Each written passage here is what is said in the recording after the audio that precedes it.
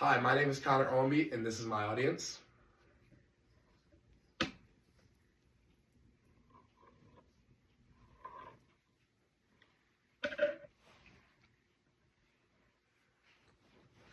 So, imagine a video game where you have to multitask and fight and dodge and shoot bullets and throw grenades and all this other stuff. And as you can see, here's a picture of one of my friends doing that. Multitasking, problem solving, and he's getting all these skills through gaming.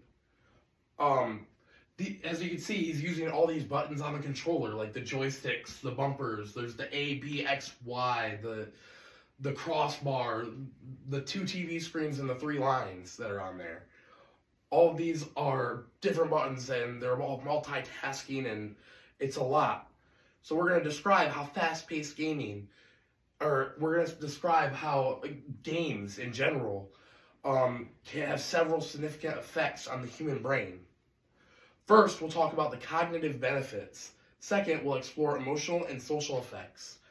And then lastly, we'll look at the potential negative effects that gaming has on the human brain.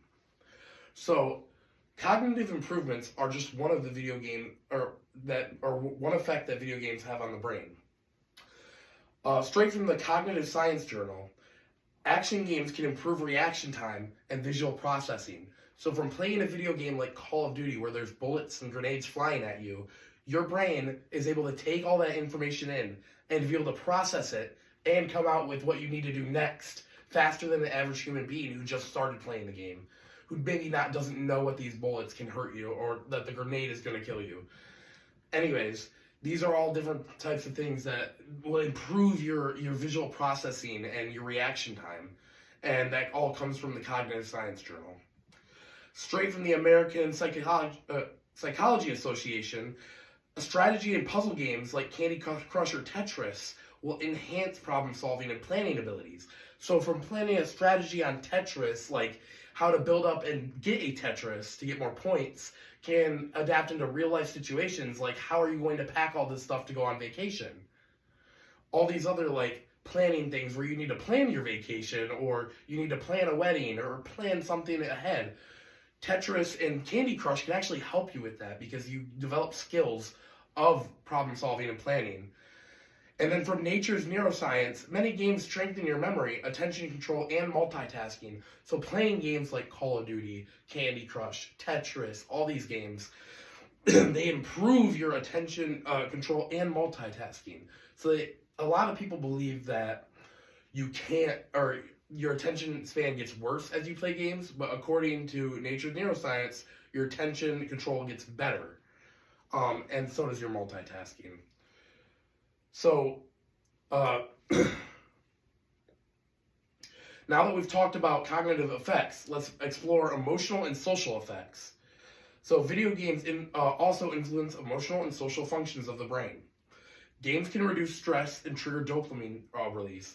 The National Institute of Mental Health figured out that triggering dopamine from playing games triggers dopamine in your brain, and that makes it so that you enjoy playing these games. So you actually feel emotion towards these games. When you win, you feel a little rush of dopamine because you just won and you feel good about yourself. Or when you lose, you feel hurt because you get mad because you just lost and you wanted to win that round, or you needed to win that round, or if you're in a tournament. And then from the Oxford University study, cooperative gaming can improve empathy and social bonding. So over these games, you bond from them and you create more connections throughout the gaming community. You also show more empathy towards people that play the same games as you. And now that we've looked at the benefits, so now let's discuss potential negative effects.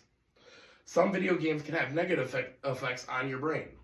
Excessive gaming can overstimulate the reward system and lead to an addiction-like behavior from the World Health Organization. Addiction, like alcohol addiction and drug addiction, is actually very similar to a gaming addiction.